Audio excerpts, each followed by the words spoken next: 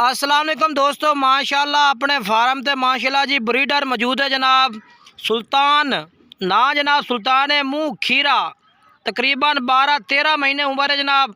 और height length की गल की जाए तो माशाल्लाह हर पॉइंट माशाल्लाह ब्रीडर आले जनाब। काफ़ी दोस्तों की फरमाइश आती है कि राज़क भाई ब्रीडर दो जनाब, एक नंबर क्वालिटी होवे और एक नंबर चीज़ होवे ब्रीडिंग वास्ते जनाब। क्योंकि जनाब 19-20 बकरी चलती जो ब्रीडर होता जनाब 100% ब्रीडर होना चाहिए, क्योंकि नस्ल ब्रीडर के सिर पर बनती आ।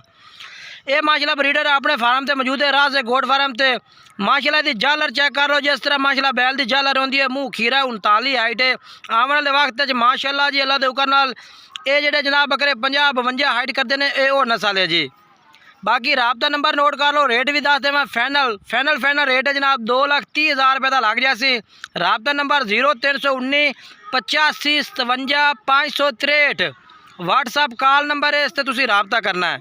राज गोट फार्म से माशाल्लाह मौजूद है, फार सेल है जनाब, खरीदने वास्ते राबता कर सकते हो।